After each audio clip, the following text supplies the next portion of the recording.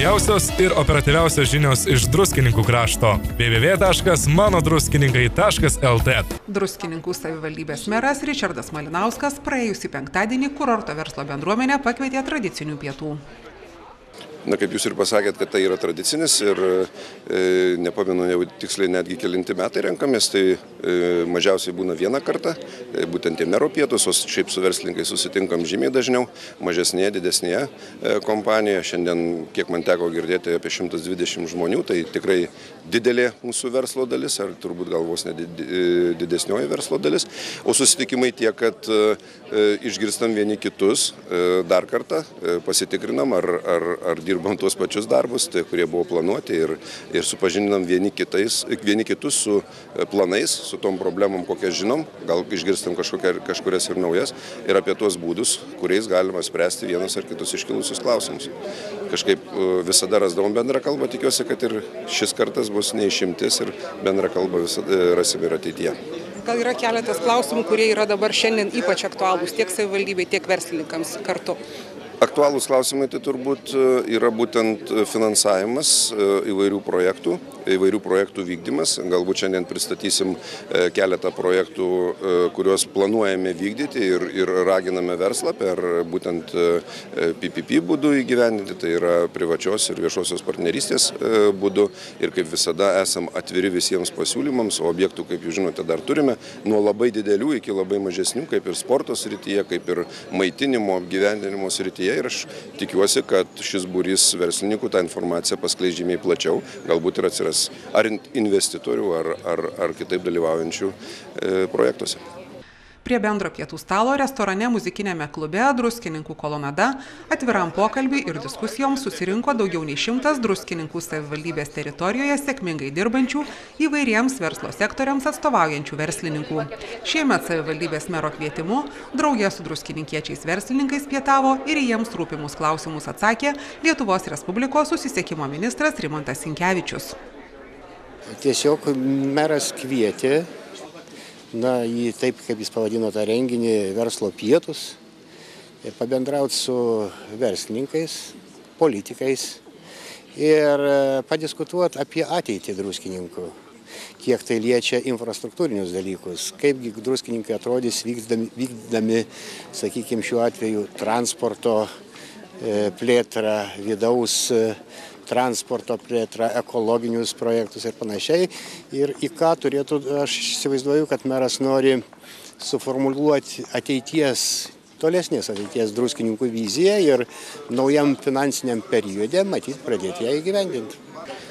Tai visada yra labai gera proga pirmiausia valdžios atstovams padėkoti verslininkam, nes jų mokesčių dėka, tą, ką jie sumoka į biudžetą rajono, taip pat didžiulis jų indėlis, kuriant darbo vietas, lemia tolesnę miesto plėtrą, dėl ko gali džiaugtis rajono valdžia, kuri organizuoja turbūt tą visą plėtrą, prižiūri, leidimus išrašo, projektavimo darbai susima ir panašiai.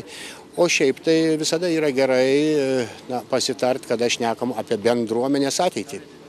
Susitikime taip pat dalyvavo ir ilgametė Druskininkų savivaldybės vicemerė, dabar Seimo socialinių reikalų ir darbo komiteto pirmininkė Kristina Miškinienė. Aš labai sveikinu tokius susitikimus, labai džiaugiuosi, kad jie vyksta Druskininkuose, labai džiaugiuosi, kad daug verslininkų šiandien atėjo į šį susitikimą, nes neįsivaizduoju, kaip galima išspręsti valstybėje problemas be valdžios bendravimo su verslu. Šiuo metu ekonomikos augimas, konkurencingumo didinimas, užimtumo didinimas, pačios svarbiausios aktualijos mūsų valstybės, kiekvieno regiono, be vietos valdžios dalyvavimo šiame procese. Aš labai sunkiai matau galimybės, kad įvyktų pokyčiai. Taigi, kaip ir visada, ta arčiausiai žmonių esanti grandis vietos valdžia, jeigu imsis tokių konstruktyvių susitikimų, įsiklausant į verslininkų galimybės, į lūkesčius, bendrom jėgom ieškant geriausių sprendimų. Aš labai tikiu, kad Lietuvoje situacija turi pagerėti, turi atsirasti daugiau darbo vietų, didesnis užimtumas ir nuo to priklauso visų mūsų gerovė. Susitikimo metu diskutuota apie viešojo ir privataus sektoriaus bendradarbiavimą Druskininkuose vykdant investicinius projektus, taip pat aptarti verslininkams rūpimi klausimai.